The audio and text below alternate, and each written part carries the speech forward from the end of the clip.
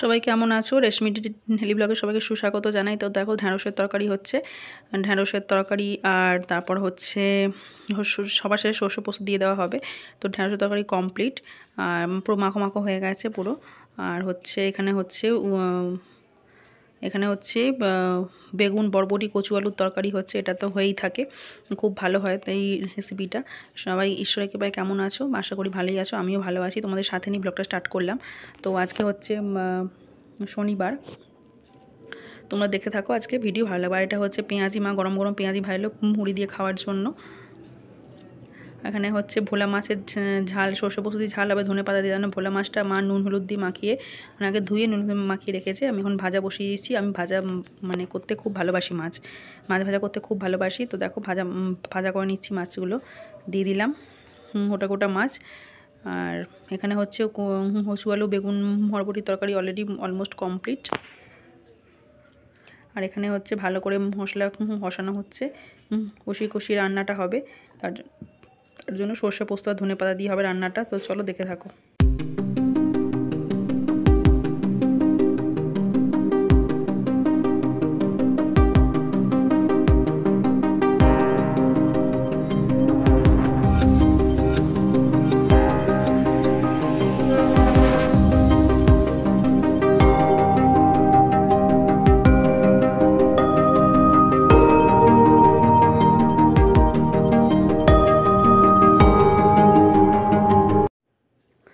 এবার এক এক করে মাছগুলো মানে জলটা ফুটে গেছে, সর্ষে পোস্ত জলটা। এবার হচ্ছে মাছগুলো আমি এক একটা করে দিয়ে দিয়েছি তার সাথে সাথে। তো চলো, আর আর ছাদে জামা কাপড় ধুয়ে কেচে মেলে দেওয়া হয়েছে। আকাশটা পুরো হচ্ছে মেঘলা হয়ে আছে, পুরো গর্জন করছে, খুব জোরে বৃষ্টি নামবে, কালো হয়ে এসছে। তোমরা হয়তো ক্যামেরা অতটা বুঝতে পারছো না, পুরো আকাশ কালো হয়ে গেছে পুরো একদম। আর একটু বাকি আছে কালো হতে পুরো, সেরকম আর বৃষ্টি হলো না দুপুরবেলায়। তো তোমাদের সাথে শেয়ার করে দিচ্ছি একবার যা অবস্থা। আবার এগুলো আবার সব ভেতরে করতে হবে জামা কাপড়গুলো, বাইরে করেছি ইচ্ছে করে একটু হাওয়া খাওয়ানোর জন্য। তো বেশিক্ষণ হয়নি, 10-15 মিনিট হবে, তারপরেই আমি আবার সরিয়ে দিয়ে আমি ধলায় চলে গেছিলাম। আকাশে প্রচণ্ড মেঘ ডাকছে, সব মিললাম, বসে আছি, তুলবো একটু পরে।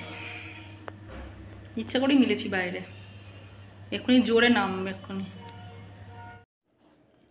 তারপর তলায় চলে এসেছি। এবার হচ্ছে চাদরটা ঝেড়ে মেতে দিচ্ছি। তো চলো বালিশের ওয়ারগুলো পরিয়ে নেবো, সঙ্গে থাকো, দেখে থাকো, আশা করি ভিডিওটা যে ভালো লাগবে।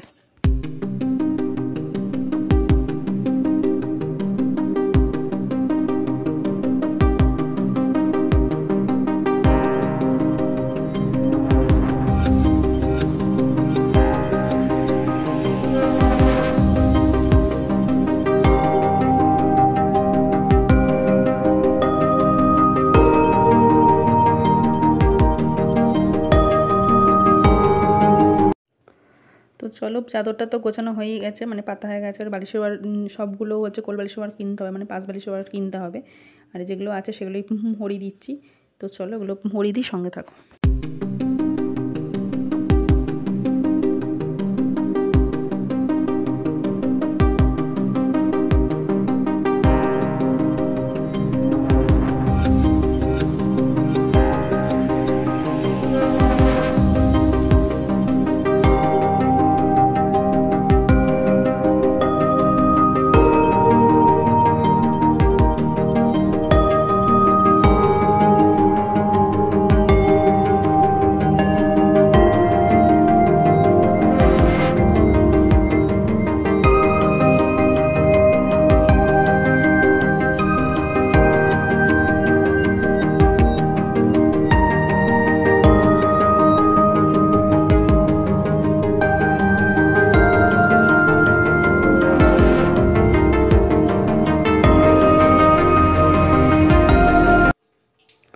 তারপর দেখো চুলটা আঁচড়ে নেবো, চুলটা আঁচড়ে সিঁদুরটা ভরে নেবো।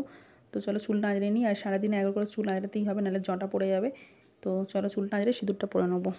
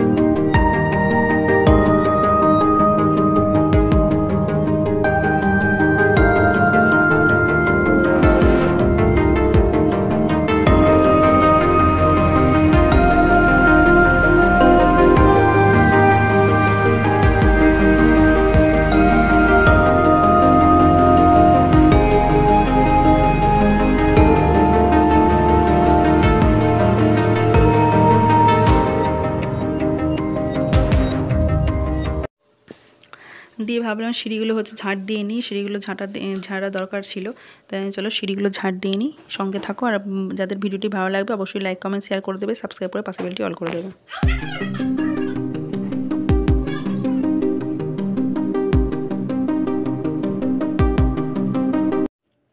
হ্যাঁ, এই কাজটা সবথেকে বড় কাজ হচ্ছে বাসন মেজে ধোয়া। তো বাসনটা তো মাজতেই হবে, কিছু করার নেই। তো চলো বাসনগুলো মেজে ধুয়ে নিই, সঙ্গে থাকো।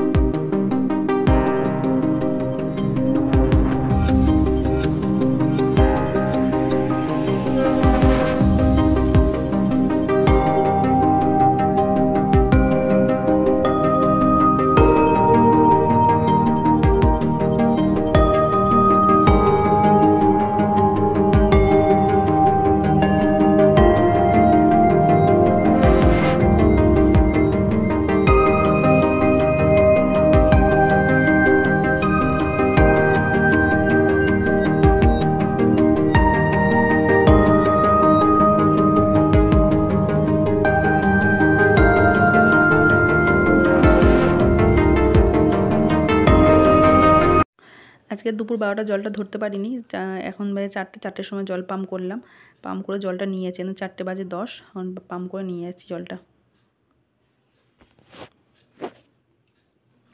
দিয়ে হচ্ছে ঘরটা ঝাঁট দিয়ে নেবো। তো চলো ঘরটা ঝাঁট দিয়ে নিই, সঙ্গে থাকো। সন্ধে হতে যাচ্ছে, ঘরটা ঝাঁট দিয়ে নিই চলো।